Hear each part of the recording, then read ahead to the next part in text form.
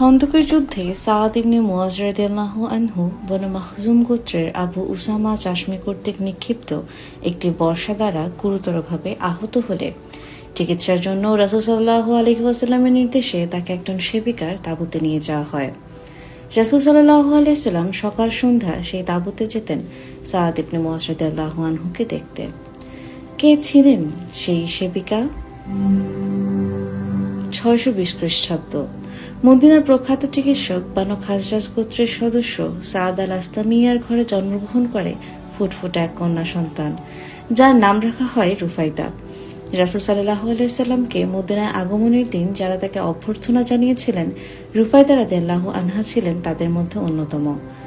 রুফাইদা রাদিয়াল্লাহু আনহা এর বাবা চিকিৎসক হওয়ায় খুবই অল্প সময়ের মধ্যে তিনি তার বাবার কাছ থেকে চিকিৎসা বিজ্ঞানের খুঁটিনাটি আয়ত্ত করে নেন, আর এই শিক্ষা তাকে উদ্বুদ্ধ করে মানুষের সেবায় নিজেকে নিয়োজিত রাখতে। মদিনায় মসজিদে নববীর পাশে ছিল তার তাঁবু। এটাকে বলা হতো খায়মাত রুফাইদা। এ তাঁবুতে মদিনাবাসী এবং যুদ্ধে আহত সৈনিকগণ চিকিৎসার জন্য আসতেন।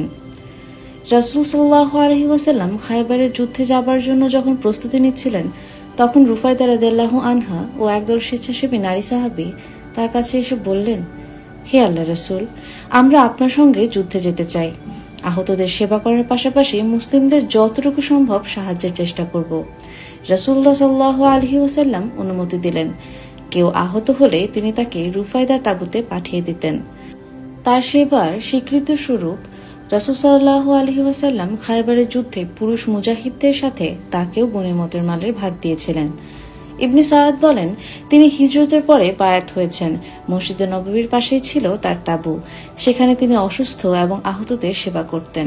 সাআদ ইবনে মুআজ রাদিয়াল্লাহু আনহু এর মৃত্যু পর্যন্ত তিনি তার সেবা করেছেন। তিনি খায়বারের যুদ্ধে অংশগ্রহণ করেছেন। বর্তমানে পৃথিবীর বিভিন্ন দেশে তার নামে নার্সিং কলেজ আছে। পাকিস্তানের পেশোয়ারের একটি কলেজের নাম রুফাইদা নার্সিং কলেজ, পেশোয়ার। পাকিস্তানের করাচির আগা খান বিশ্ববিদ্যালয়ে নার্সিং ভবনের নামকরণ করা হয়েছে রুফাইদা আল আস্তামিয়ার নাম অনুসারে।